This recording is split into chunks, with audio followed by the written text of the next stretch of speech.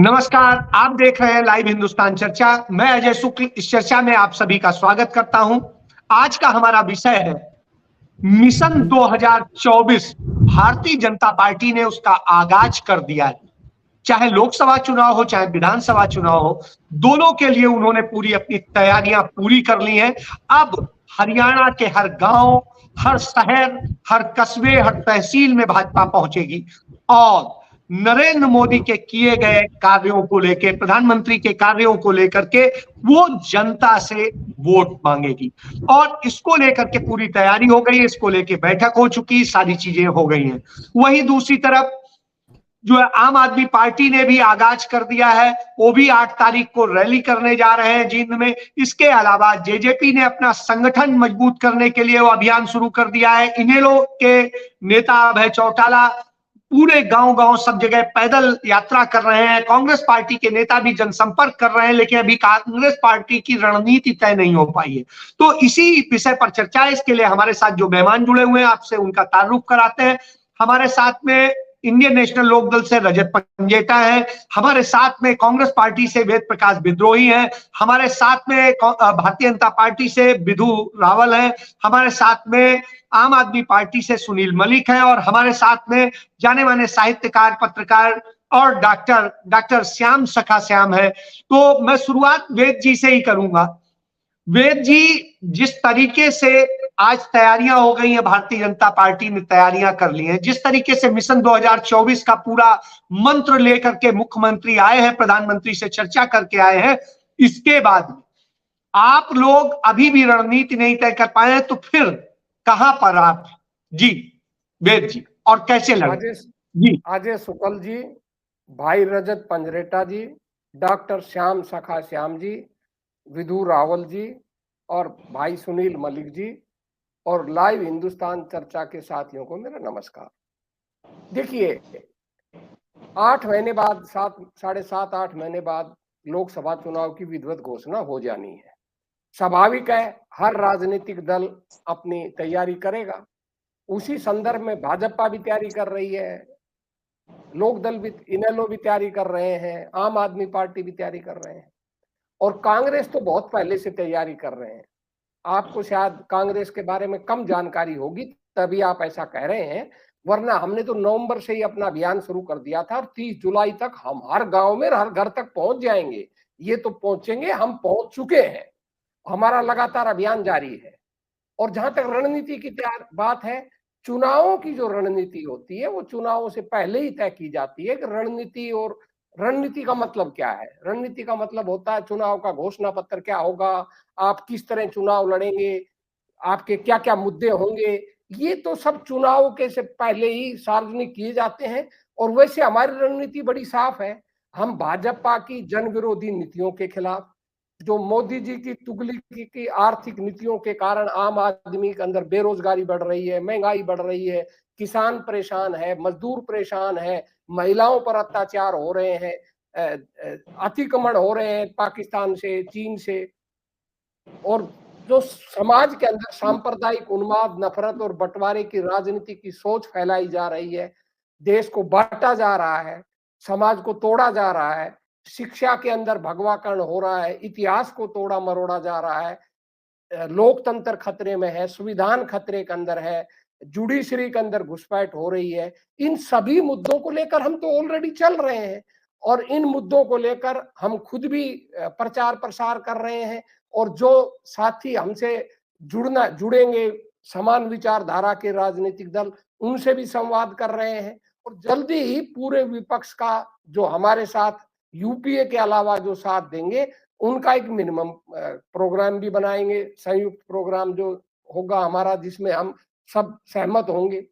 और उसके अलावा आज ही हमारी हरियाणा के अंदर विधायक दल की बैठक भी हो रही है चंडीगढ़ के अंदर, और उसके अंदर आगामी रणनीति भी तय होगी और हम किस तरह, हमारे प्रत्येक विधायक, प्रत्येक नेता, जो हमारा हाथ से हाथ जोड़ो अभियान 30 जुलाई तक चलना है, उसके अलावा और क्या अभियान चलाएं।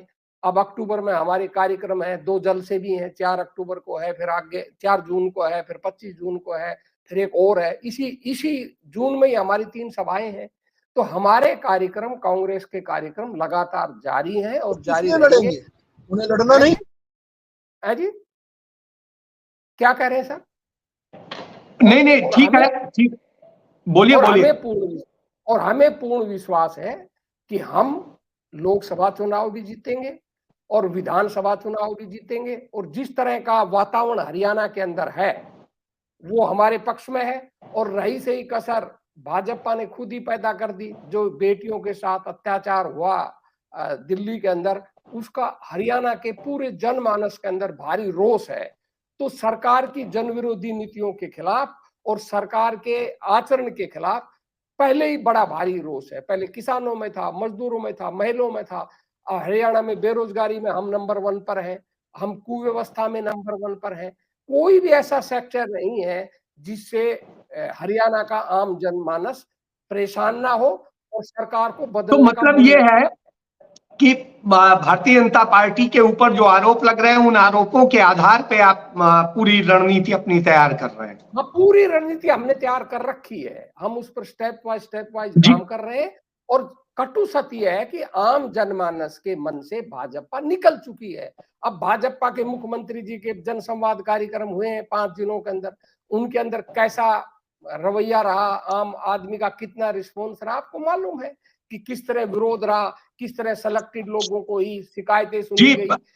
वेद जी अब दूसरे राउंड में आता हूं, इस राउंड में सबसे जवाब दे लूं। मैं रजत जी के पास जाऊंगा। विधु जी जुड़ गए हैं, मुझे लगता है इनका कनेक्शन बार बार कट जा रहा है। मैं पहले विधु जी से ही ले लेता हूं। विधु जी अपने आप को अनम्यूट कर ले। हाँ विधु जी, सवाल यही है कि भारतीय जनता पार्टी ने तो तैयारियां कर ली हैं, वो दिख रही हैं। कांग्रेस कह रही है कि हम तो नवंबर से तैयारी कर रहे हैं और हम जो है मुद्दों को लेके और जाने आरोपों को लेके जाएंगे और जनता जो है उनको इस बार लोकसभा और विधानसभा दोनों में जितवाएगी।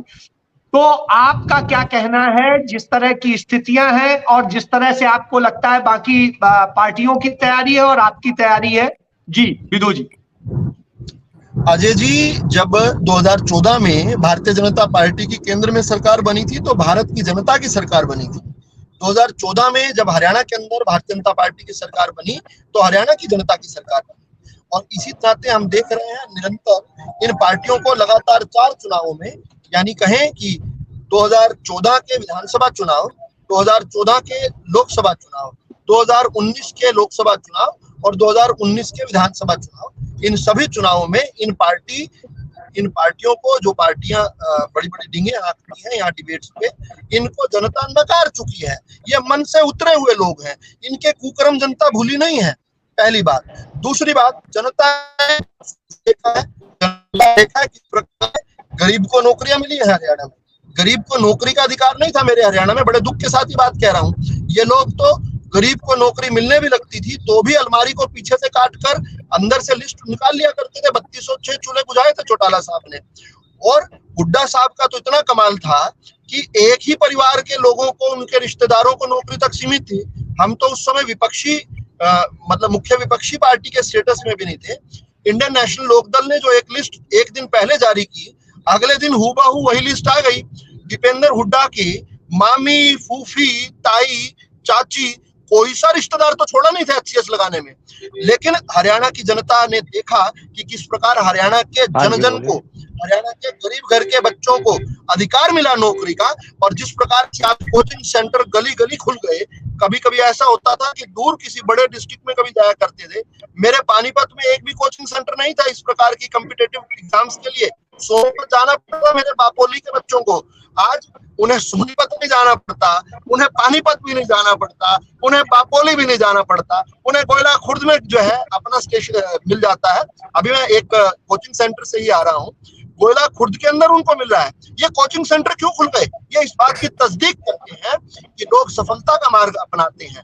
तब इंडियन नेशनल लोकदल और कांग्रेस के नेताओं के हुक्के भरकर नौकरियां मिला करती थी, इनके पीछे गाड़ियां तुड़वा कर नौकरियां मिला करती थी। बाप और बेटा इनके जो है झूठे बर्तन उठाया करते थे, तब नौकरी। मुझे लगता है विधु जी का नेटवर्क कट गया है। जैसे वो जुड़ते हैं तो फिर उनसे लेंगे। मैं रजत जी के पास जाऊंगा। रजत जी, जिस तरीके से विद्रोही जी ने बताया कि कांग्रेस की तैयारियां हैं, जिस तरीके से विदु जी बता रहे थे भारतीय जनता पार्टी की तैयारियों को लेकर के, आप लगातार मुझे लगता है विदु जी जुड़ जाते हैं तो एक बार उनका ले लेते हैं, क्योंकि विदु जी हाँ जी, जल्दी बोलिए। बात कर। जी विदु जी, अपनी बात मैं पूरी करिए। एक मेरा काम मेरी करिए बात विदु जी, विदु जी अब 2 तो ठीक मिनट हूँ के ना। लिए गाड़ी रोक लीजिए जब तक आप बोल रहे हैं, और फिर उससे मैं ज्यादा। एक ऐसे हेलो। स्टेशन मैं एक ऐसे स्टेशन पर रोकूंगा जहां पर थोड़ा सिग्नल बेटर होगा। जी अभी जी मुझे लगता नहीं कि ये पर्याप्त अब रहेगा। तो ठीक है ना चलिए, सर। जी मैं अपनी बात का दूसरा चरण लूं।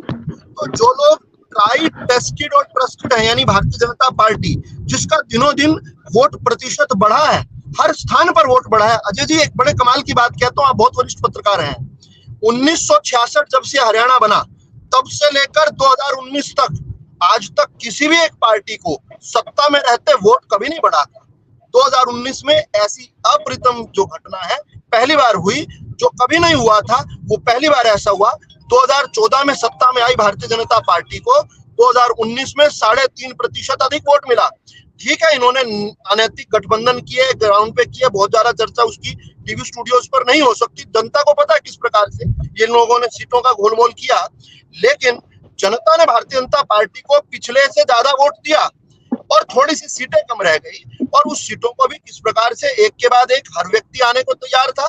अभय चौटाला जी की पार्टी कहती है, लेकिन जब लोग जानते हैं कि कहां पर था उनका मन, जेजेपी ने आकर समर्थन दिया। हमारे टिकटार्थी जिन्हें टिकट नहीं मिला था, ऐसे कुछ लोग जीत कर आए, उन्होंने आकर अपने आप ही सरकार बना दी।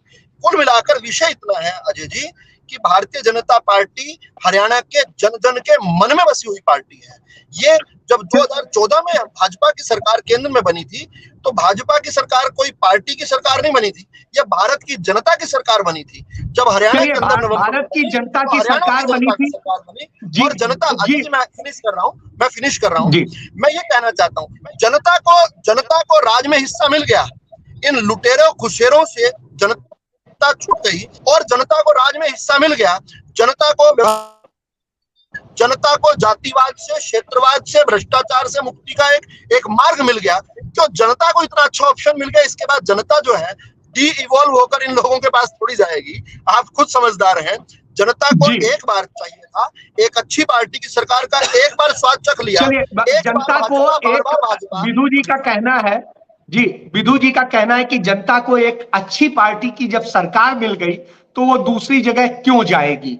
बड़ी बात कह रहे हैं। इसके बाद में मैं रजत जी के पास इसी सवाल के साथ जाता हूं कि जब भारतीय जनता पार्टी एक अच्छी पार्टी की सरकार जनता को मिल गई, तो वो आपके पास कैसे आएंगे, क्योंकि इनेलो के ऊपर तो बहुत सारे आरोप लगते रहे हैं, और ये जो तैयारियां हैं वो कितना प्रभावी है, और जो भाजपा की तैयारी है उससे आप कैसे मुकाबला करेंगे, जो कांग्रेस की तैयारी है उससे आप कैसे मुकाबला करेंगे, जो जेजेपी और आम आदमी पार्टी की तैयारी है उससे कैसे मुकाबला करेंगे। जी रजत जी।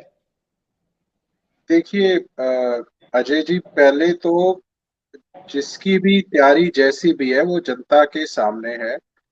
जनता बहुत भली भांति जानती है कि जब ये कौन कैसा है, किसकी कथनी करनी में क्या फर्क है, किसके राज के अंदर प्रदेश के ऊपर कितना कर्ज था। ये 2019 से थोड़े, अब चलो आंकड़े जिस दिशा में डिबेट को ले गए उसी दिशा में बात करनी जरूरी है। ये 10 एमपी आए थे उनके, फिर भी ये पूर्ण बहुमत की सरकार नहीं बना पाए। 10 एमपी आए थे 2019 में, मगर पूर्ण बहुमत की सरकार नहीं बना पाए, क्योंकि जब ये 2014 में आए तो एक नारा लेके आए थे, बहुत हुई महंगाई की मार, अब की बार मोदी सरकार। बहुत से ऐसे नारे थे, क्योंकि एक शायद अडवाणी शाइनिंग इंडिया लेके आए थे, वो चला नहीं था शाइनिंग इंडिया, क्योंकि वो था ही नहीं। उसके बाद पता चला कि क्या है तो वो पिट गया। अब क्या है रजत जी, तब तो आप भी साझेदार थे। हमें भी तो झेलना पड़ा ना, फिर इनकी वजह से हमें भी झेलना पड़ा। हम साझेदार थे, मगर कोई सेंटर के अंदर कोई हमने मिनिस्ट्री थोड़ी ना ले रखी थी, समर्थन दे रखा था बिना किसी शर्त के। तो देखिए, उसके बाद वो अडवाणी जी का, बीजेपी का था, हमारा नहीं था शाइनिंग इंडिया जो नारा था। तो ये कह रहे थे कि मतलब वो फेल क्यों हुआ, वो तो भाजपा ही जवाब देगी ना। उसके बाद इन्होंने बात करी, चलो नौकरी होगी, अब तो अटैचियां मिल रही है। अब तो 350 लाख तो HPSC के दफ्तर में मिलता है। 29 बार पेपर इनके लीक हो जाते हैं, बड़े बड़े पेपर। OMR शीट स्कैन हो जाती हैं 2-2 बार। मतलब टेक्नोलॉजी की हमने एक दिन चर्चा करी थी, वो मैंने आपको सारा विस्तार से सारी नौकरियां और वो बताया था। आज विषय नहीं है उसके ऊपर, लेकिन इस सरकार के अंदर तो 1-1 साल का कौशल रोजगार दिया जा रहा है। उसके बाद क्या भविष्य है? कितने बच्चे आज के दिन धरनों पे बैठे हैं। उसकी अगर मैं उल्लेख करने लगूं तो आप देखिए, लेक्चरार बैठे हैं 1.5 साल से। कोविड वाले बैठे हैं, आज 300 दिन से ऊपर हो गए। VLD वेटनरी वाले बैठे हैं, रोडवेज वाले बैठे हैं 3 साल से। उसके बाद EMT वाले बैठे हैं, इमरजेंसी मेडिकल ट्रीटमेंट वाले। ANM वाले बैठे हैं, नर्सिंग मैनेजमेंट वाले। तो इतने बच्चे अगर आप सारे के सारे विदु जी आऊंगा, दोबारा आऊंगा आपके पास। अस्थायी रोजगार देंगे तो कैसे बात चलेगी? लेकिन अब बात आती है मुख्य कि जब ये तब 10 MP के बाद सुनील जी नहीं आऊंगा। बना पाए, नहीं बना पाए, तो आज केवल सिर्फ भाषणों से, एडवर्टाइजमेंट से, या कोई रोड शो प्लान करने से। रोड शो तो पिछली बार भी किया था, लेकिन जनता के बीच में तो बात नहीं जा रही ना। जनता के बीच में तो जनता परेशान है। जनता कह रही है हम कर्ज किस बात का है, जनता कह रही है बेरोजगारी क्यों है, जनता आपसे पूछ रही है महंगाई क्यों है, जनता आपसे पूछ रही है 27 रुपए किसान की आय है। आप तो किसान की आय जितनी अब दुगनी करने लगे थे, तो क्या उसको 27 को दुगना करोगे क्या? उसके बाद स्कूल में टीचर क्यों नहीं है? एक ही टीचर सब सब्जेक्ट क्यों पढ़ा रहा है? स्कूल बंद क्यों हो रहे हैं? MSP पे कानून क्यों नहीं है? अर्थव्यवस्था कहाँ बैठ गया अर्थव्यवस्था का? 2019 में 3.74 थी, माइनस में जाने से पहले, कोरोना काल से पहले। भ्रष्टाचार चरम सीमा पे क्यों है? पेंशन क्यों नहीं मिल रही बुजुर्गों को? फैमिली ID में क्यों परेशान किया हुआ है? उसके बाद पोर्टल से किसान को क्यों, सबको, सारे वर्ग को सर्वर बंद रहता है, अपनी मर्जी से सर्वर खोलते हैं। अब आप फैमिली ID का उदाहरण ले लीजिए। एक फैमिली ID बन गई किसी व्यक्ति का, नहीं एक परिवार में। रजत जी उदाहरण में समय न जाया करें, मुद्दे को बता दें फिर दूसरे के पास। उदाहरण नहीं है, जो और समस्या फैमिली ID में है। आपको आप सब एक इंडिविजुअल अपना इनकम टैक्स फाइल करते हो, सबकी इंडिविजुअल एक पहचान है। फैमिली ID में लाके केवल पेंशन नहीं कटी, आज किसी का परिवार है, भगवान ना करे कल को उसका डाइवोर्स हो गया, तलाक हो गया, वो फैमिली ID में है, फिर परेशानी में उसको डाल दिया। कोई और है, कुछ और किसी का कोई बंटवारा हो गया, कोई और किसी के साथ रहना नहीं। भविष्य में देखते हुए किसी को आप, जब हरियाणा की नहीं, देश का संविधान सबको अलग अलग पहचान दे रहा है, सबको अलग अलग बेनिफिट दे रहा है, तो आप किसी को फैमिली ID में बांध के आप क्यों परेशान कर रहे हो? आगे उसको दिक्कतें आएंगी। बतेरी बहुत सी चीजें हैं जो फ्यूचर को देख तो के चलिए करनी चाहिए। इन्हीं मुद्दों को लेकर केवल आय की तो बात इन्हीं नहीं है। जी इन्हीं मुद्दों को लेके आप सारे मुद्दों को लेके मैदान में हैं और सारी बातें कह रहे हैं, पदयात्रा कर रहे हैं। मैं जल्दी सुनील जी के पास जाता हूं। सुनील जी, आपकी पार्टी 8 तारीख को जींद में रैली, रोड शो और न जाने क्या क्या करने जा रही है, चुनाव का आगाज करने जा रही है। भारतीय जनता पार्टी तो कह रही है कि हमने तो बिल्कुल सारी रणनीति और सब कुछ तैयार कर ली है। कांग्रेस पार्टी से वेद जी भी यही बात कह रहे हैं कि उन्होंने तो नवंबर में ही शुरू कर दिया था, आप तो अब बना रहे हैं, सब चीजें कर रहे हैं। जी सुनील जी। शुक्ला जी नमस्कार, और सभी को भी, सभी साथियों को नमस्कार। देखिए, कांग्रेस और बीजेपी दोनों ही मिले हुए झूठी पार्टियां हैं। सारे इनके एक एक चीज मैं आपको बारीकी से बताऊंगा, लेकिन मैं 2024 की तैयारी को लेकर आम आदमी पार्टी का पहले जिक्र करूंगा, बाद में इनका भी मैं पोल पट्टी खोलता हूं कि कैसे ये जनता के सामने झूठ बोलते, हकीकत क्या होती है। आम आदमी पार्टी ने वॉलंटियर मैपिंग अभियान चला और 1 महीने में रिकॉर्ड करीब 12 लाख नए सदस्य जोड़े। उसके बाद हमने वॉलंटियर मैपिंग की संगठन डिक्लेयर किया। निकाय चुनाव में हमें 10% वोट मिला। पंचायत चुनाव, जो जिला परिषद चुनाव, उसमें हमें 13% से ज्यादा वोट मिला, 15 सीटें मिली। और भाई बहुत सारे पार्षद हैं, ब्लॉक समिति मेंबर हुआ, उन्होंने आम आदमी पार्टी ज्वाइन की, कई और ज्वाइन करने की कतार में खड़े हुए हैं। आगे आने वाले टाइम में आप देखेंगे कि हजारों की संख्या में सरपंच भी आम आदमी पार्टी से जुड़ते दिखेंगे। तब शायद इनकी आंखें खुलेंगी कि ये क्या हो गया अचानक से। और रही दूसरी पार्टियों की बात, तो उनका आपको सबको पता है कि किस तरह उनका संगठन, और विद्रोही जी का तो आप छोड़ ही दिए, नवंबर से क्या कर रहे हैं सबको पता है। हुड्डा साहब हर महीने आते हैं, 15 दिन कॉलोनी में लगाते हैं। राम जाने कलोई में ऐसा क्या डर लग रहा है हुड्डा साहब को कि कलोई छूट ही नहीं रहा इस बार। ना तो 2.5 साल में कभी शक्ल नहीं देखी कलोई की, अब कलोई में ऐसा क्या उनको दिख गया कि अब यहाँ मत छोड़ो, बस चाहे पूरा हरियाणा जाओ लेकिन कलोई ना जाए। उनको ऐसा अपनी सीट का ही खुद उनको डर लग रहा है।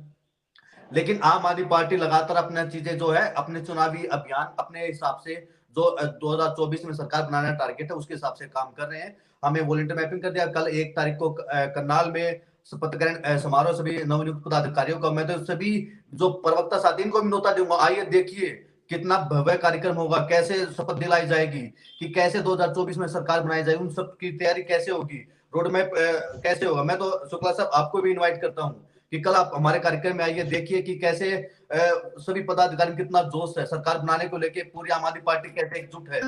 और उसके बाद अरविंद केजरीवाल जींद में रोड शो करेंगे। रोल पर आए हुए उनको भी इनवाइट किया है कि नहीं किया? रावल साहब आपके भी आ रहा हूँ, आप चिंता मत करो, मैं आपकी भी बात करूंगा, मुझे पता है बीजेपी, आप चिंता मत करो, मैं आपकी पीड़ा समझता हूँ। आपको लगता है कि अभी तक मेरे पे कमेंट नहीं आया, जरूर आएगा, चिंता मत कीजिए, मैं आपकी भावना कदर करता हूँ इस मामले में। जी सुनील जी बोलिए। जी उसके बाद जींद में मेगा रोड शो होगा। आप एक बात देखिए, जींद हमेशा राजनीति का सेंटर के अंदर आया, तो वहां से अब वहां में रोड शो कर रहे हैं, तो जाहिर सी बात पूरे हरियाणा में, लेकिन अब तो जींद में भाजपा है भैया जी, अब तो जींद में भाजपा है।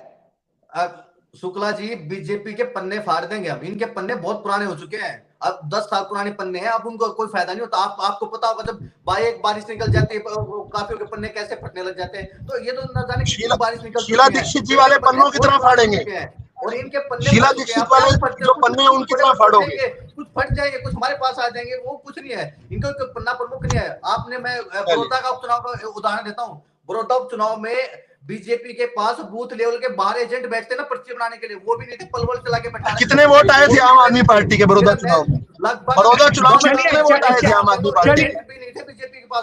चलिए सुनील जी ये विषय नहीं है हमारा, विषय करनी चाहिए। नहीं मैं हकीकत पे आइए, मैं वही बता रहा हूँ, मैं वही कह रहा हूँ, विदुर राव जी को थोड़ा आईना दिखाने की कोशिश करता हूँ, क्योंकि मुझे पता है इनकी आदत है। नहीं, आईना देखो, खुद को देखो ना, पहले खुद देखो फिर दूसरे को दिखाओ, पहले खुद देखो फिर दूसरे को दिखाओ।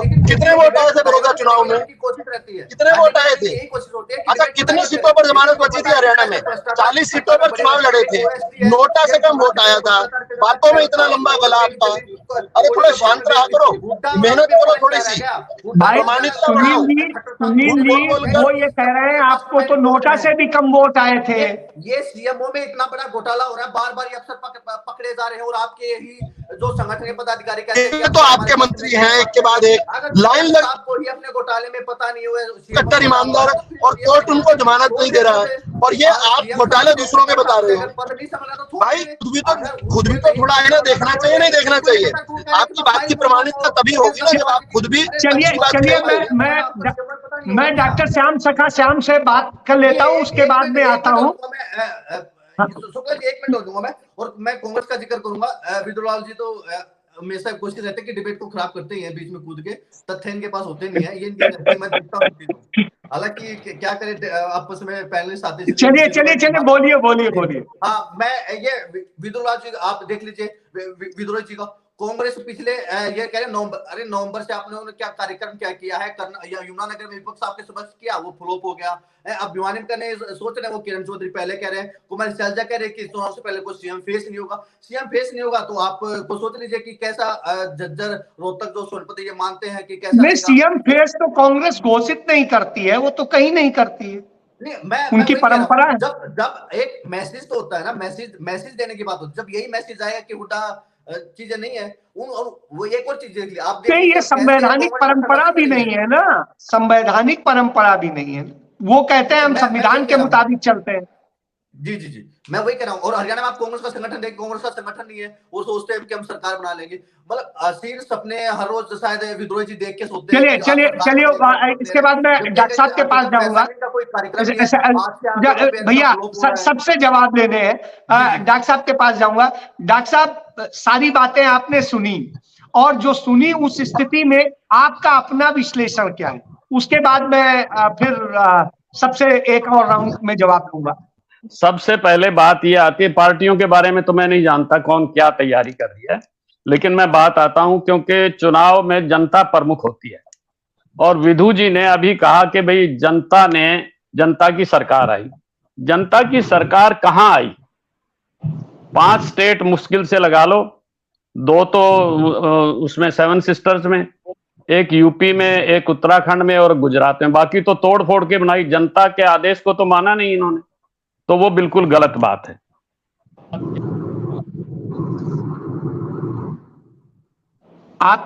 आपकी आवाज नहीं आ रही डॉक्टर साहब, लगता है कट गए हैं। मैं सीधे वेद जी के पास जाऊंगा। वेद जी, जो सारी बातें बताई, विधु जी ने बताया कि किस तरीके से भारतीय जनता पार्टी की तैयारी और जनता की सरकार है, और जब जनता की सरकार है तो कहीं और क्यों देखे। तो सीधे इसी पे ही है कि जनता की सरकार है, तो फिर आप कैसे संभावनाएं तलाश रहे हैं? दूसरी बात क्या है, डॉक्टर साहब आ गए हैं, 1 मिनट उनकी कंप्लीट करा लें। दूसरी बात क्या है कि 2014 में अन्ना ने जमीन बनाई, इन्होंने वायदे किए महंगाई बेरोजगारी को खत्म करने के, काला धन वापस लाने के, वो सारे फेल हो गए, उसकी वजह से नहीं। लेकिन उसमें इन्होंने एक बड़ी भारी गलती कर दी कि चाहे कहीं भी इलेक्शन हो, एक चेहरे पर लड़ा, मोदी जी के चेहरे पर। इसमें कोई दो राय नहीं कि आज भी उनसे ज्यादा पॉपुलर कोई नेता नहीं है देश में।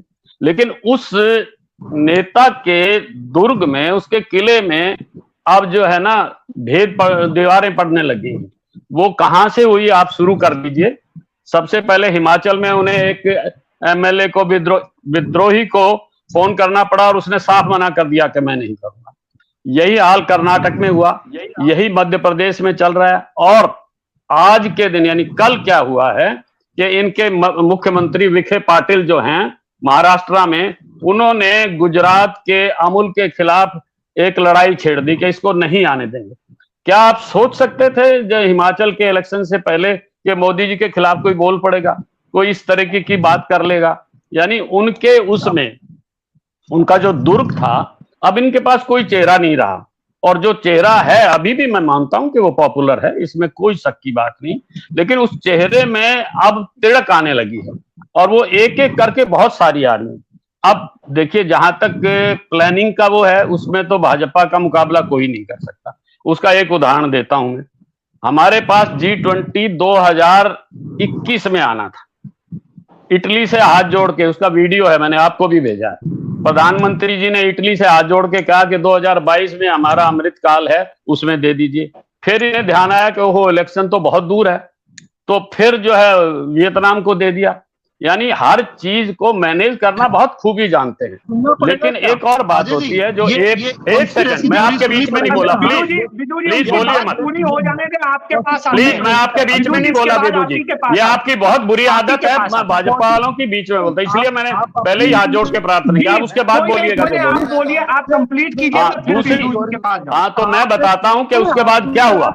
अब आप ये देखिए ना, उसके बाद एक एक करके इनके किले कैसे, पहले किसान आंदोलन में माफी मांगनी पड़ी, वापस लेना पड़ा। आप ये देखिए उसके बाद क्या होता है कि जब एक चेहरा होता है, तो वृंद कवि थे बीकानेर के, उन्होंने लिखा अति परिचय तो होता है अरुचि अनादर है, मलियागिर की भीलनी जन्नन देश जराए। ये जब बहुत परिचय हो जाता है, इतना एक्सपोज कर दिया इन्होंने मोदी जी को, और कोई उसके आसपास नहीं है। भाजपा, आप ये बताइए हरियाणा में कौन चेहरा है?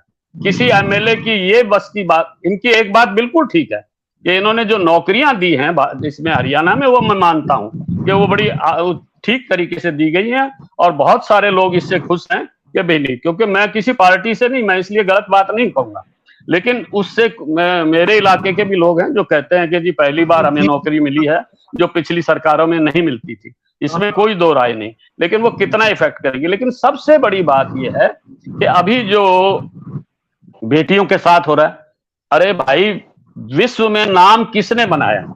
प्रचार के माध्यम से मोदी जी बना लें, लेकिन विश्व में नाम बनाया खिलाड़ियों ने, हमारी सेना ने। तो उनकी भी अगर मान लिया बेटियों की बेइज्जती होती है, तो उसको हरियाणा के लोग या कहीं भी के लोग कैसे कहते हैं, यत्र नारी पूजंती तत्र वसंते देवता।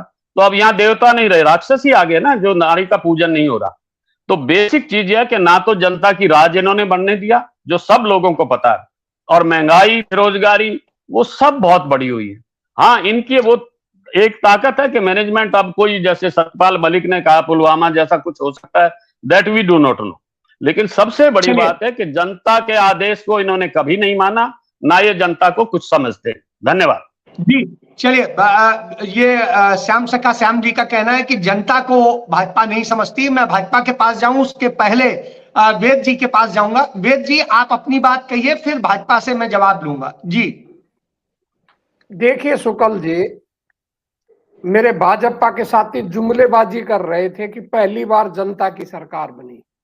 लोकतंत्र के अंदर यदि कोई दल का व्यक्ति ये कहे कि सरकार से बनी, क्या तो वो बहुत बड़ा बड़बोला है या सत्ता अहंकार से इतना ग्रस्त है कि उसे कुछ दिखती नहीं। 52 से लेकर आज तक किसी भी दल की सरकार बनी हो, किसी भी राज्य के अंदर बनी हो, चाहे देश में बनी हो, सभी सरकारें जनता के जनादेश से बनी है। कोई जबरदस्ती तो सत्ता में आ नहीं रहा। जनता वोट देती है और वोट के माध्यम से सत्ता आती है।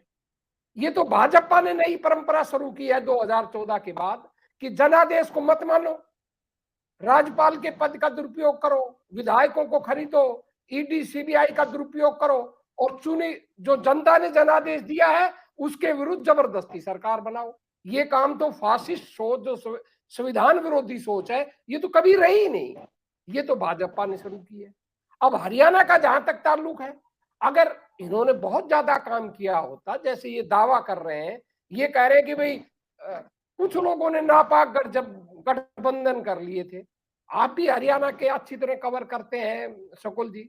2019 में किसने नापाक गठबंधन किया था? किसी ने नहीं किया। किसी दल का किसी से गठबंधन नहीं था। अगर नापाक गठबंधन हुआ है तो सत्ता के लिए चुनाव के बाद भाजपा ने किया है, क्योंकि जो जज्बा इनको यमुना पार भेजने की बात करती थी, मैं तो खुद स्टूडियो में बैठा था, इतनी अभद्र अभद्र गालियां बकते थे। मैं नाम बता सकता हूं, जो मुख्यमंत्री के ओएसडी थे श्री जवाहर यादव जी, जिस दिन चर्चा चुनाव वोट पड़ रही थी उस दिन हम एक ही स्टूडियो में थे दिल्ली के अंदर, और वो इस तरह अभद्र गालियां बक रहे थे भाजपा के जजपा के नेताओं को, इनेलो के नेताओं को, आप सोच भी नहीं सकते। और मैं उन्हें टोक रहा था, भैया इतनी गाली मत बको, पता नहीं कल साथ लेना पड़ जाए, और दूसरे दिन यही हुआ, साथ लेना पड़ गया। तो ये जो इस तरह इन्होंने किया। सुनील जी आता हूं। जी बोलिए। किया नहीं किया ये इनका काम है। अब ये कह रहे हैं कि जनता हम पर खुश है। भाई अगर जनता आप पर खुश होती तो आप गांव में घुस नहीं पा रहे। 2 साल हो गया, सारे प्रदेश ने देखा कि आप संगीनों के सहायों में जाते थे, मुख्यमंत्री का हेलीकॉप्टर भी गांव में नहीं उतर पाता था। अब मैंने जब दोबारा आपने संवाद शुरू किए, वो आपके सामने है कि मुख्यमंत्री के संवादों में क्या हुआ। शाहजी की रैली थी, इन्होंने अपनी बड़ी रैली करने की कोशिश की, उसका क्या असर हुआ कि वो आए नहीं। बरसात मैं आता हूं, आपकी बारी आएगी भाई। गोहाना कितनी दूर है? कोई बहुत ज्यादा दिल्ली से दूर नहीं है। और नेता आ गए थे पर भीड़ नहीं थी। तो भाजपा का तो आज हालत ये है कि ग्राफ नहीं है। ये कहते हैं हमने कोई भ्रष्टाचार नहीं हुआ। भाई 30 घोटाले के राज में हुए, जो मुख्यमंत्री ने ही एसआईटी नियुक्त की है, मैंने तो की नहीं। उन एसआईटी में एक में भी आज तक कोई परिणाम नहीं आया है। आप कह रहे हैं कि हम बड़ी पारदर्शिता से नौकरी देते हैं। आपकी पारदर्शिता का ये हवाला है, 21 मई को ही आपकी हरियाणा पब्लिक सर्विस कमीशन की HCS और अलाइड की पेपर हुआ है। आपने 32 क्वेश्चन, 100 में से 32, 100 नंबर का होता है, एक क्वेश्चन 1 का होता है, पिछले साल के कर दिए। आपका हर पेपर लीक होता था। जब आपका लीक पेपर बदनाम हो गया तो आपने एक नया मॉडल निकाल दिया कि बता दिया होगा पैसा लेकर कि पिछले वाले क्वेश्चन आएंगे, आप नकल कर लेना। आपकी ठीक है, हमारी भर्तियों में तो आप क्वेश्चन मार्क करते हैं। आपकी भी आधी ज्यादा भर्तियां कोर्ट में अटकी पड़ी हैं। पुलिस में देख लो, दूसरी देख लो, बार बार कोर्ट हस्तक्षेप कर रहा है, नियुक्तियां आप नहीं दे पा रहे। आप दावा करते हैं आप लीक भर्तियों पर, जो अवैध भ्रष्टाचार की भर्ती नहीं, डॉक्टर श्याम सखा श्याम कह रहे थे कि बड़ी ईमानदारी से नौकरियां मिल रही इस सरकार में। ये डॉक्टर श्याम साहब का वो दृष्टिकोण हो सकता है, मुझे उनके दृष्टिकोण से कोई आपत्ति नहीं है। वो उनका दृष्टिकोण है, ये मेरा दृष्टिकोण है। और फैसला हरियाणा की जनता ने करना है। हरियाणा की जनता बता देगी। हरियाणा की जनता ने बता दिया, अगर इतनी पारदर्शिता से नौकरियां देते थे 40 सीट पर नहीं सिमटते। हरियाणा ने तो बता दिया ना, अब 2024 में बता देगी। अब फैसला तो जनता ने करना होता है। अब बड़ी बड़ी बात करना बड़ा आसान है। इन्होंने कहा कि हम पर लोग साथ हैं। आपने पंचायतों के चुनाव भी लड़कर देख लिए सिंबल पर, आपका क्या हुआ आपको मालूम है। आपने नगर पालिका के चुनाव भी सिंबल पर लड़कर देख लिए, जनता ने आपको कितना समर्थन दिया ये भी आपको मालूम है। फिर भी अगर आप दावा करते हैं तो आपका अधिकार है, ये तो हर दल का लोकतांत्रिक अधिकार है। आपने कहा, लास्ट बात कर खत्म करता हूँ। आप कह रहे हैं कि भाई 1 महीने के अंदर ये बहुत बड़ी इनकी रैलियां हैं, 51 कार्यक्रम होंगे पूरे देश में, और हरियाणा के अंदर इन्होंने 10 रैलियों की कहा है कि 2 बड़ी रैली करेंगे और 8 लोकसभा में करेंगे। बोल नाई तेरे कितने बाल, बोला जुजमान तेरे आगे आ जाएंगे। आप 1 महीने में देख लेना इनको कितना जन समर्थन मिला। ये कहते हैं कि हमें जन समर्थन नहीं मिला। मैं तो चलिए एक महीने में देख लेंगे। खत्म कर रहा हूँ मैं लास्ट बात ही कहा था ना, मैंने खत्म कर रहा हूँ, मैं खुद ही खत्म कर रहा हूँ। भाई हमें कितना जन समर्थन मिला, आप नवंबर से लेकर आज तक के हमारे कार्यक्रम देख लें, भाजपा के कार्यक्रम देख लें, आप पार्टी के कार्यक्रम देख लें, इनेलो के कार्यक्रम देख लें,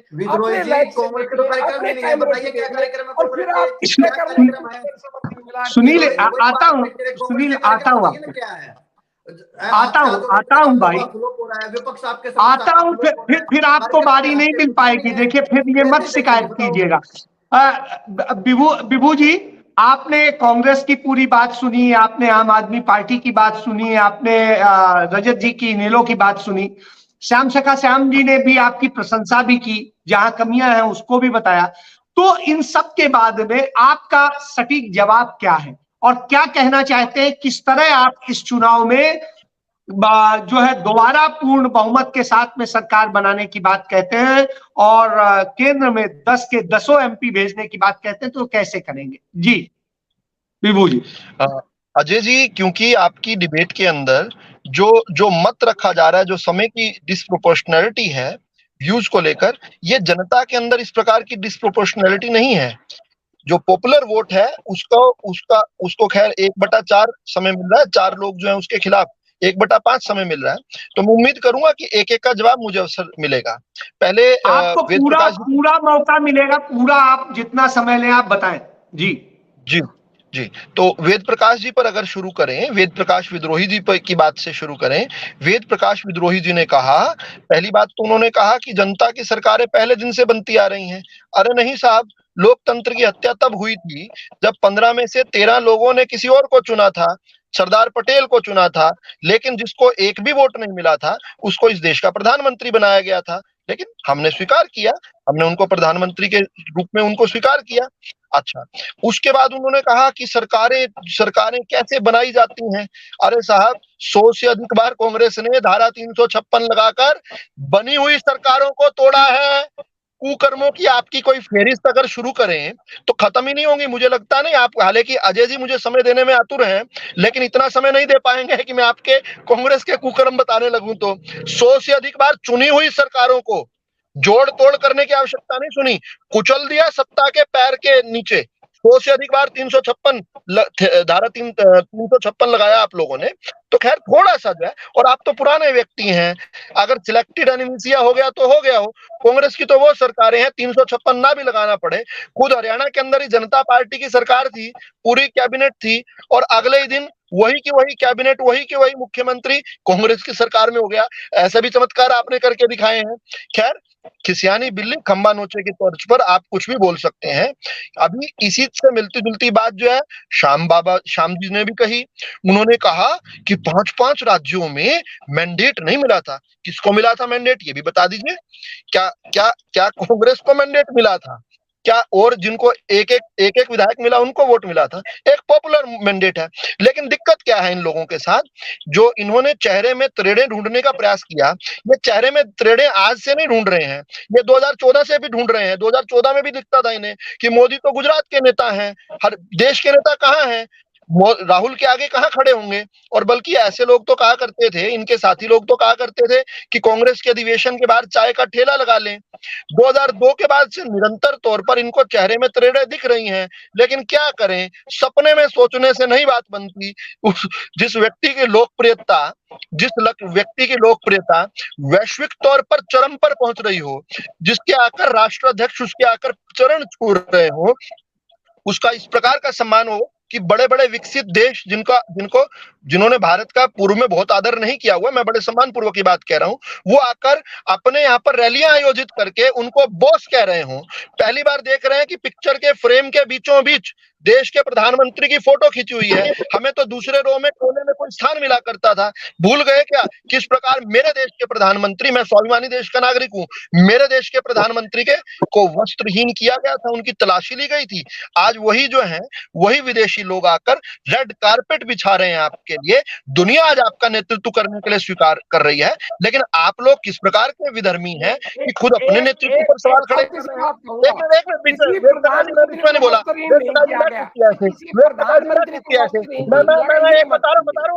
मैं बताता हूँ। अच्छा उदाहरण देता हूँ, आप उदाहरण उदाहरण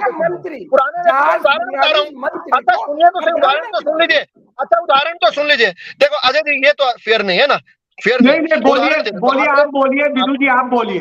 अच्छा, दो कॉन्ट्रास्ट करता हूँ। मेरा देश है 1991 में खाड़ी युद्ध शुरू हुआ। भारत ने पश्चिमी देशों से प्रार्थना की, हमारे नागरिकों को खाड़ी क्षेत्र से निकालकर किसी प्रकार से लंदन में ले जाओ, किसी प्रकार से वैंकूवर में ले जाओ, किसी प्रकार से जाकर ले जाओ अलग अलग देशों में। और अभी हमने देखा पिछले साल किस प्रकार बीच युद्ध के अंदर जब सारी दुनिया बटी हुई थी, सारी दुनिया के नागरिक जो हैं असुरक्षित थे, अनेक देशों ने अपनी एम्बेसी, सभी देशों ने एम्बेसी बंद कर दी थी। भारत की एम्बेसी लास्ट फंक्शनल एम्बेसी रही वहां पर। और अजय जी क्या हुआ, 6 घंटे के लिए ये बताकर कि उस समय कॉरिडोर बनाया जाएगा, 6 घंटे के लिए रूस और यूक्रेन दोनों ने सहमति कर युद्ध के अंदर विराम किया। और भारतीय नागरिक तो निकले ही निकले, भारत के तिरंगे के साथ। विदु जी, इस बात का विदेश मंत्रालय के प्रवक्ता ने खंडन किया था जो ये बात कही गई थी, इसलिए कृपया इस चीज को सुधार लें। आपके प्रवक्ता ने खंडन किया था। अजय जी चलिए मैं एक बात तो बता सकता, हमने कुछ वीडियोस देखी जिसमें पाकिस्तान के कंटिंजेंट जो था वो भारत का तिरंगा लगाकर जा रहा था। क्या उसका भी किसी ने खंडन किया क्या आज तक? पाकिस्तान का कंटिंजेंट जो है भारत के सेफ हाउस में भारत का तिरंगा लेकर जा रहा था, क्या उसका भी किसी ने खंडन किया क्या? नहीं किया। ठीक है, वो 6 घंटे वाली बात आधिकारिक तौर पर इसलिए नहीं मानी जाती क्योंकि बहुत जगह कूटनीतिक तौर पर इन बातों का अलग अलग महत्व होता है, लेकिन हमने तो आंखों के सामने प्रत्यक्ष को तो प्रमाण की आवश्यकता नहीं है। हमने देखा कि सूडान एज लेटेस्ट है, सूडान के अंदर किस प्रकार से भारत के अलावा 13 अलग अलग देशों के जो स्टूडेंट थे इंक्लूडिंग पाकिस्तान, वो आकर मुंबई के छत्रपति शिवाजी यहाँ पर आए, एयरपोर्ट पर आए, यहाँ से जाकर पाकिस्तान की उन्होंने फ्लाइट ली। देखा ना अपने यहाँ। लेकिन एक कॉन्ट्रास्ट है, अब जिसने अपने चेहरे पर जिसने आंख बंद कर रखी होगी उसको ये कॉन्ट्रास्ट नहीं दिख सकेगा, वो दूसरों को तो अंध बताएंगे लेकिन तार्किक चीज नहीं दिखेगी। इनका अंदाजा था कि भारत की अर्थव्यवस्था तो शटर हो जाएगी मनमोहन सिंह जी के बाद, लेकिन भारत ने कहा चहुमुखी विकास किया। ये 11वें स्थान पर छोड़ के गए थे। कोरोना के अंदर किस प्रकार से इन्होंने हर प्रयास से भारत को तंग करने का प्रयास किया, भारतीयों की जानों पर खेले ये लोग, हर प्रकार का दुष्प्रचार किया, जो बात नहीं करनी चाहिए थी वो कही, सब प्रकार से प्रयास किया कि सरकार की मशीनरी फेल हो, किसी प्रकार से भ्रम फैल जाए, हर प्रकार से इनके बावजूद आकर भारत इतना बेहतर कर पाया। आम आदमी पार्टी के भी सवाल का जवाब दे दे। आम आदमी तक पहुंचूंगा जी, इतना वो समय ले लेते हैं, इतनी उनकी हैसियत हरियाणा में नहीं है, लेकिन कोई बात नहीं, उनका भी जवाब देंगे, कोई बात नहीं। उन बड़े उतावले हैं, वो सभी के बीच में बोलना चाहते हैं। सुनील जी बात पूरी कर लेने दीजिए, बात पूरी कर लेंगे, आप जवाब दीजिए। अरे नोटा से भी कम वोट मिलती है आपको यार, कमाल है, कुछ साबित करो ना। मैं बता रहा हूँ ना। चले सुनील जी सुनिए भाई, सुनील जी बात सुन लीजिए, विदु जी की बात पूरी होने दीजिए भाई, विदु जी की बात पूरी होने दीजिए। चलिए चलिए, मैं सुनील जी पर ही सीधा आ जाता हूं, क्योंकि आपने सुनील जी का नाम भी लिया और सुनील जी उतावले भी हैं सुनने के लिए। कोई बात नहीं। सुनील जी, आपके और हमारे में एक अंतर बताता हूं। हम 1952 से बना हुआ संगठन है। पहली बार भी हमारे 3 सांसद आए थे, आपको पता होना चाहिए। पूरे देश के अंदर 4.5% वोट आई थी। 1980 में जब दोबारा पार्टी का गठन हुआ, जब सब बिखर गया था, तब भी हमारे जो है 1984 में हमारे 2 सांसद आए थे। हमने इस देश के अंदर चाहे सत्ता में रहे चाहे विपक्ष में रहे, हमने इस देश की नीतियां तय की हैं। हमें याद है किस प्रकार से 1963 के अंदर रिपब्लिक डे परेड के अंदर, अरे सुन तो लीजिए भाई, सुन लीजिए। आप अपनी हरकतों से साबित कर रहे हो कि आप इस डिबेट के लायक नहीं हो। ये लगातार रनिंग कमेंट्री बंद करो। ये मत बताइए ना कि डिबेट लायक सुन लीजिए भाई, आज का व्यक्तिगत आक्षेप मत कीजिए। सुन लीजिए, बोलते हैं तब आपको चीजें सुन लीजिए भाई। देखिए, सुनील अजय जी जी, सुन लीजिए, सुन लीजिए ना, फिर आते हैं। प्रोफेसर साहब आपके सुनील जी सुन लीजिए भाई जी। विधु जी, अजय जी, मैं बड़े सम्मान पूर्वक, बड़े आदर पूर्वक, बड़ी विनम्रता पूर्वक एक बात कहना चाहता हूं। इस बात पर भी कभी ना कभी चर्चा आप लोगों को करनी पड़ेगी। ये जो सड़कों पर तूफान उठाए हुए 0.1% लोग रहते हैं, ये तो जनता की आवाज हो गई।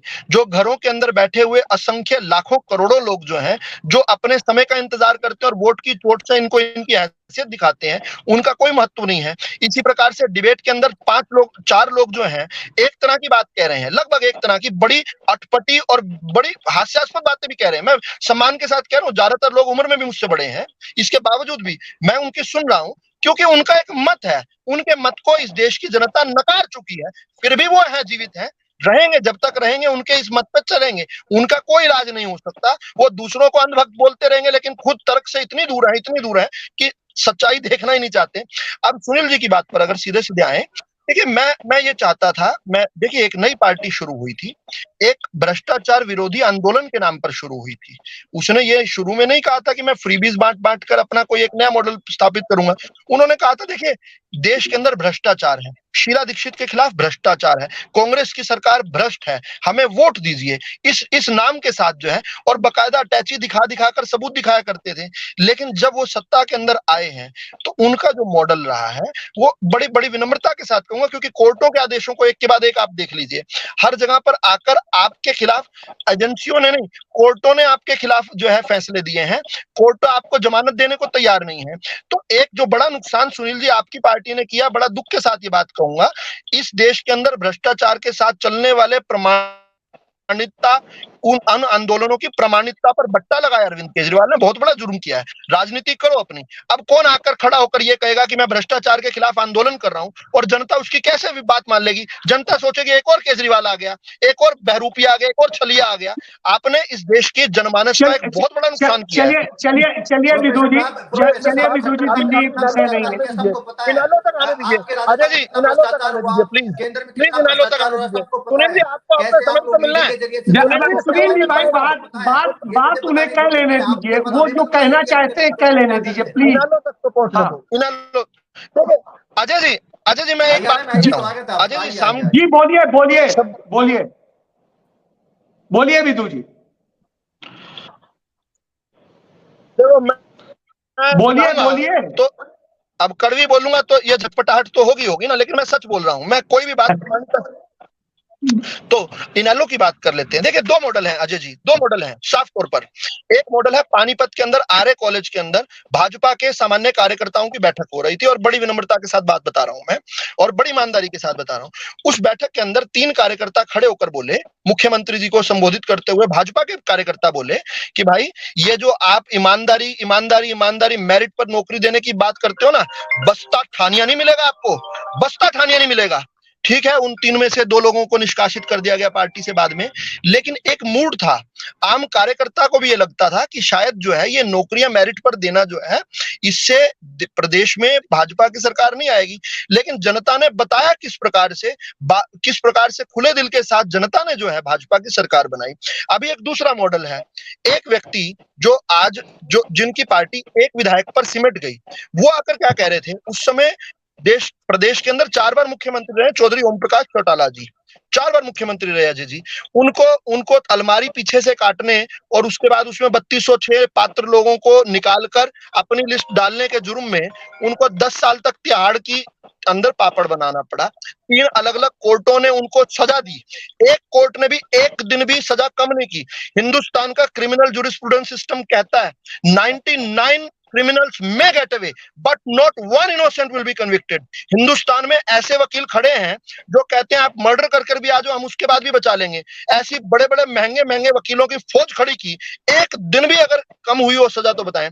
और कमाल क्या है अजय जी, जहां मैं पहुंचना चाह रहा हूं इस बात को लेकर, कि वो व्यक्ति जब पैरोल पर आते हैं, चुनाव प्रचार से 2019 से पहले के प्रचार करते हैं, तो कुरुक्षेत्र के अंदर जाट धर्मशाला में क्या कहते हैं? बोलते हैं कार्यकर्ताओं एक बार सरकार बना दियो, थारी 7 पुश्तों का जुगाड़ कर दूंगा। अगले दिन अखबार में भी आई, वीडियोस भी उसके आज भी अवेलेबल है। और आज तक खुद इनेलो वालों ने इसका खंडन नहीं किया। अजय जी मैं अंतिम चरण में हूं अपनी बात के, प्लीज सुनिए, बड़ी इंटरेस्टिंग बात है, मैं कॉन्ट्रास्ट दिखा रहा हूं। एक कॉन्ट्रास्ट, एक तो मुख्यमंत्री कहता है मेरी सरकार आए चाहे ना आए, अपने खुद के कार्यकर्ताओं को कह रहा है मेरी सरकार आए चाहे ना आए, मैं 35 साल तक जो सर्विस करने वाले लोग हैं, मैं 35 साल तक हरियाणा का भविष्य अपने 5 साल के लिए खराब नहीं कर सकता। एक तो ये मॉडल है, और अपने कार्यकर्ताओं को निष्कासित करना पड़ता है जो बहकावे में आकर जो है उल्टी सुल्टी बात कह रहे थे, और जनता इसका इनाम देती है, अगली बार सरकार फिर बनाती है।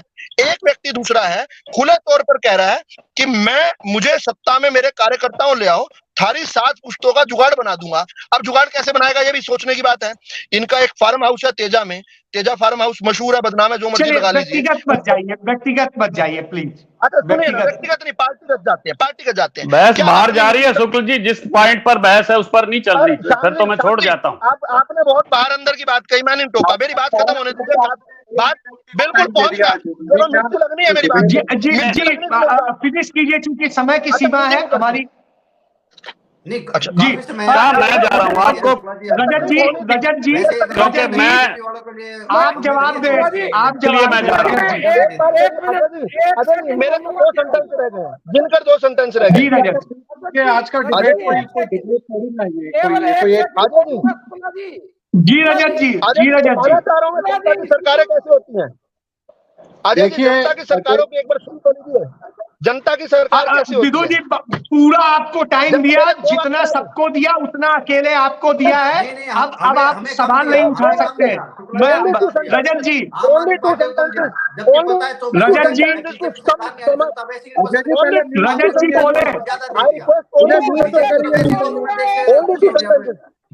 बोले, अरे चोर मचाए शोर, आप सब बोलेंगे। Rajat ji only 2 sentences to only 2 sentences। बहुत ज्यादा टाइम दे रहे हैं तो जनता सुनना पसंद नहीं करती। रजत जी बोलिए, आपने सुनवा दिया।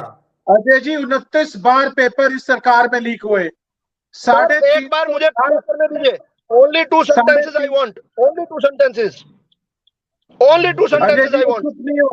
आप जानते नहीं, किसी भी और पैनलिस्ट से पूछ लीजिए आपने किनको बुलाया है, ये डिस्टर्ब करने से हटोगे नहीं।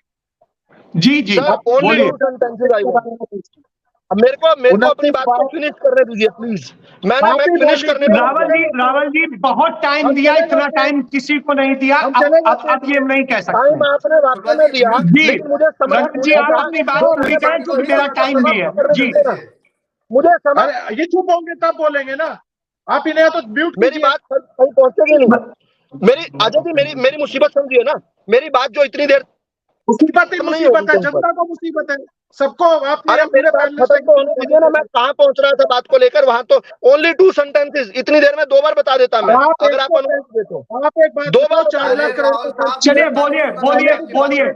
बोलिए विदु जी, 1 सेकेंड, 2 सेंटेंस कह रहे हैं, बोलिए। हो गए चल।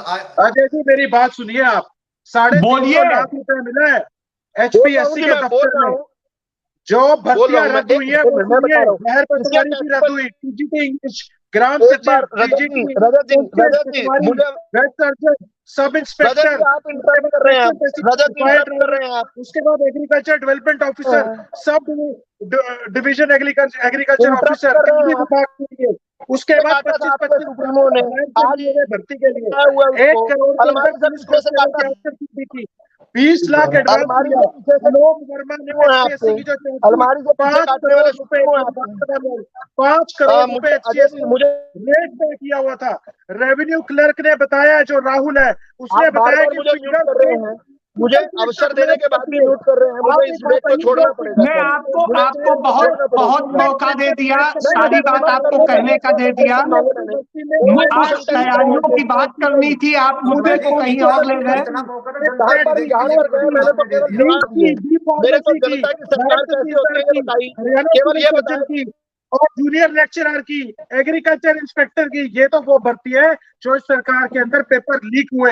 अब मैं बात पे आता हूँ, जो भाजपा बड़ी बड़ी बातें करती है। आज मूलभूत सुविधाएं नहीं है प्रदेश के अंदर। आज अगर सिर्फ मैं हेल्थ की बात करूं, हमें एमडी मेडिसिन कितने चाहिए? हमें चाहिए 241 है, कितने 50। गायनाकोलॉजिस्ट कितने चाहिए? 193 है, 95। एनेस्थीसियस्ट कितने चाहिए लोकल एनेस्थीसिया के? 231 है, सिर्फ 100। हमें पेडियाट्रिशियन कितने चाहिए? 146 है, मात्र 65। सर्जन कितने चाहिए? लगभग 150 है, केवल 75। आज केवल सिर्फ हेल्थ डिपार्टमेंट की बात करूं तो WHO कहता है कि हमें 10,000 जो डॉक्टर्स और हेल्थ वर्कर की जरूरत है। लेकिन प्रदेश में है क्यों नहीं? मुद्दा यह है अजय जी, क्योंकि प्रदेश के अंदर वो कहते हैं ना सैलरी है, ना प्रमोशन है, ना अच्छे इक्विपमेंट है, ना मशीन्स है, उसके बाद मेडिसिन अवेलेबल नहीं है, कोई क्लास 1 का स्टेटस नहीं है। आप एक बात बताइए, विश्व गुरु की बात हो रही थी। असली विश्व गुरु आप सब जानते हैं कहां शुरू हुए थे? चाइना। और कहां शुरू हुए थे? चाइना के साथ। दोनों एक साथ शुरू हुए थे 90 के दशक में। आज कहां चाइना है? असली विश्व गुरु तो चाइना है। जो अमेरिका विश्व गुरु है उसको आंखें दिखाता है। ये बातें बड़ी बड़ी करते हैं, उसके बाद ये बात बताएंगे मेरे को भाजपा के प्रवक्ता कि इन्होंने बहुत बड़ी बड़ी बातें करी। इनके घोषणा पत्र के हिसाब से इनकी जो बातें हैं वो मैं आपके पास आ रहा हूँ। फ्री एजुकेशन बोलने की बात करी थी, 1,80,000 से ऊपर, वहां 500 रुपए लेने शुरू कर दिए।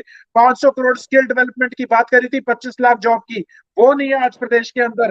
भाजपा ने कही थी housing for all, Gram Yojana के तहत सिर्फ 19% काम हुआ है। फार्मर की इनकम डबल करने की बात करी थी, वो नहीं हुई। एग्रीकल्चर इंफ्रास्ट्रक्चर फंड था 1 लाख करोड़ का, वो बंद कर दिया। किसान की आय दुगनी की बात करते हैं, पीएम आशा योजना बंद कर दी। फर्टिलाइजर से सब्सिडी 1.25 करोड़ कम कर दी। एफसीआई को सब्सिडी 4,62,हजार करोड़ थी, आज केवल 1.5 लाख करोड़ रह गई। यूथ मिनिस्ट्री ने कहा था 25 लाख युवाओं को 500 करोड़ फाइनेंशियल एड देंगे, वो नहीं है। उसके बाद आप एक बात बताइए, महंगाई का है, पर देश के ऊपर 165 लाख करोड़ का कर्ज है। आज हरियाणा के ऊपर 4 लाख, लगभग 4 लाख करोड़ का कर्ज है। कर्ज क्यों है प्रदेश के ऊपर? सड़कें की टूटी हुई है, मूलभूत सुविधाएं नहीं है। हमने जहां से यात्रा शुरू करी थी, आज हमने जन जन तक जाने की कोशिश करी। जब यात्रा शुरू करी हमने कहा सड़क खराब है। मेवात में पीने के पानी की समस्या, खरीद के पानी लिया जा रहा है। मुख्यमंत्री ने अब जाके, पहले तो मानने नहीं, अब 80 गांव के लिए 211 करोड़ का वाटर वर्क का प्रोजेक्ट आज लगा रहे हैं 9 साल के बाद। आप ये जनता पागल समझते हैं? जो 29 पेपर लीक हुए इस सरकार में, इनको भर्ती का ना तारीफ क्या करती थोड़ी सी, उसके बाद ये संजय सिंह शाम जी कोई गलत बोलने लगे, तारीफ करना देख लिया भाजपा का कितना महंगा पड़ा। क्या बदजुबानी से बात करी, इनको इज्जत तो देनी आती नहीं है। हमारे सारे पैनलिस्ट जो है सभी के सभी, चाहे छोटे हैं बड़े, इज्जत के लायक है। आप इनको नहीं जानते, मेरे अलावा किसी से भी पूछ लीजिए। आप एक बात कीजिए, विद्रोही जी से पूछ लीजिए इनके आचरण के बारे में। ये किसी भी डिबेट को किसी टीवी चैनल पे चलने नहीं देते, बदनाम है इस चीज के लिए। आप एक बात, हमारे टाइम के अंदर प्रदेश सरप्लस में बजट में था। आप एक बात बताइए, आज इतना इतना इतना कर्ज किस बात का है? क्या उस टाइम पे सड़कें नहीं थी, डॉक्टर नहीं थे, हॉस्पिटल नहीं थे, स्टेडियम नहीं थे? आपको पता है पंचकुला का वर्ल्ड क्लास स्टेडियम है जिसने नेशनल गेम्स हुई थी, आपको पता होगा, खेलो इंडिया, वो हमारा बनाया हुआ है। दिल्ली में मेदांता के साथ स्टेडियम है। आप भाजपा से एक पूछो, विश्व कप होने जा रहा है, आज तक एक मैच कराया हरियाणा के अंदर? एक मैच हरियाणा के अंदर कराया जी? बिल्कुल सही है। मैं बिल्कुल इससे वो इत्तेफाक रखता हूँ। वेद जी कुछ कहना चाह रहे थे, वेद जी जल्दी से आप अपनी बात कहें, फिर मैं सुनील जी के पास जी बात कहता हूँ। आपके चैनल पर बहुत बड़ी गलत बात कही गई, पूरे देश का अपमान कर दिया इस व्यक्ति ने। कहा कि प्रधानमंत्रियों को नंगा कर कर तलाशी ली जाती थी। शर्म नहीं आती ऐसी झूठ बोलते हुए? आज तक मुझे बता दो, देश के किस प्रधानमंत्री की तलाशी हुई विदेश के अंदर? एक बार जॉर्ज फर्नांडिस की हुई थी केवल, उसका कड़ा विरोध भारत सरकार ने और सारे देश ने किया था। क्या चैनल पर आकर इस तरह की झूठ बोलना, इस तरह का देश का बदनाम करना, अपने आप को महिमा मंडन करना, ये घोर अपराध नहीं है क्या? ये लोग राष्ट्रभगत है? ये तो सबसे बड़े देशद्रोही हैं। मैं ये कहना चाहता था केवल। नहीं, और वेद जी एक और तथ्यात्मक गलती थी, उसको भी जो कहा कि जो प्रधानमंत्री पद के लिए चुनाव हुआ था देश की आजादी के बाद में और पटेल को चुना गया था, ऐसा कोई चुनाव नहीं हुआ।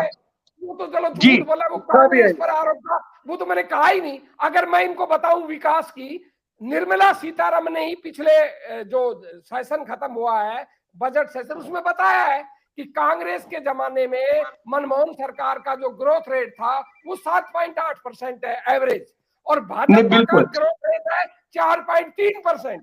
तो अब बंदा लगा लीजिए अर्थव्यवस्था किस समय अच्छी थी। ये तो अपने मंत्री की बात नहीं मानते, वो तो हम पर आरोप था इसलिए मैं नहीं बोला, पर इन्होंने तो देश पर आरोप जी। सुनील जी जल्दी से आप अपनी बात कहिए। एलपीजी को ले लो, डीजल पेट्रोल ले लो, आप देखो सुनील जी अपनी बात कहिए। जी देखिए, धन्यवाद शुक्ला जी। आपने एक चीज बिल्कुल नोट की होगी कि तथ्य से परे डिबेट बिल्कुल ही डाइवर्ट हो, बीजेपी प्रवक्ता ने बिल्कुल ही डाइवर्ट कर दी थी। बीच में कांग्रेस वाले भी अपनी उपलब्धियों में चले गए थे पीछे, जबकि उपलब्धियां 2019 में जनता ने देखी कितनी है, 2014 में भी थी ये चीजें, वो भी कांग्रेस की थी, तब भी कांग्रेस को नकार दिया लोगों ने, लेकिन उसके बाद भी विद्रोही जी उन्हीं ख्यालों में रहते हैं। खैर सपने देखने से हम किसी के सपने पर रोक नहीं लगा सकते, लेकिन मैं 24 सपने तो आप भी देखते हैं भाई, फिर सपनों से कैसे वो कर सकते हैं? जी मैं वही कह रहा हूँ, किसी को सपने लेने से नहीं रोक सकते। हम तो अपनी 24 की तैयारियों को लेकर अपनी बात रखेंगे और हमारा फोकस ही 24 में सरकार बनाने का है। हमारा फोकस इनकी तरह डिबेट, चलिए 24 में आपका सरकार बनाने का फोकस है। जल्दी से डॉक्टर श्याम श्याम जल्दी से आप बोले, क्योंकि अब बिल्कुल चूंकि चीजें वो हो गई हैं। जी डॉक्टर साहब अनम्यूट कर ले, अनम्यूट करें डॉक्टर साहब। मेरा तो अनम्यूट करें। हाँ जी, अब आ रही है ना आवाज? जी आ रही। हाँ देखिए, जब मैं जॉब की बात कर रहा था तो उन्होंने बीच में बोलना शुरू कर दिया। जो मैं असली बात कहना चाहता था कि हर तहसील पर 2-2-3 लोगों को क्लरिकल भर्ती या मास्टर की भर्ती दी गई और उनको एक सिंबल की तरह खड़ा किया, क्योंकि उसने बीच में बोलना शुरू। बड़ी नौकरियों की बात नहीं, मैंने कहा 2-2-3-3 लोगों को।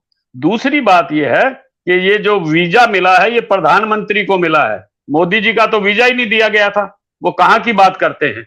यानी प्रधानमंत्री को भारत के पास इतनी बड़ी जनता है। इसी तरह हम भी डाइवर्ट ना करें, हम तो तैयारियों नहीं डाइवर्ट नहीं, मैं उसी बात का जी। देखिए मैं एक बात बताऊं कि बाकी मैं कोई ज्योतिषी तो हूं नहीं, लेकिन हरियाणा में, और हरियाणा ही नहीं 2024 में अगर ये जो हमारे पैनलिस्ट बैठे हैं ये लड़ते ना रहे और जिस तरह वो मुद्दों से भटकाने की बात करते हैं, आपको सिर्फ महंगाई बेरोजगारी पर बात करनी चाहिए, आपस में भी नहीं लड़ना चाहिए। एक दुश्मन के खिलाफ लड़ोगे तो कुछ है। 2024 में मुझे कोई चांस नहीं लगते, ना हरियाणा में ना सेंटर में, लेकिन आप लोगों को समझना पड़ेगा। हम तो कब से समझाते आंकड़ों पर मत आइए। सरकार बनाएंगे, सीधी चीज है कि लड़ने की जरूरत नहीं है, मुद्दे पे फोकस करने की जरूरत है। और जैसा विद्रोही जी ने कहा, जैसा रजत जी ने कहा या सबने कहा कि पूरी तैयारियां हैं और सब लड़ने को तैयार है। कल फिर मिलेंगे, तब तक के लिए धन्यवाद।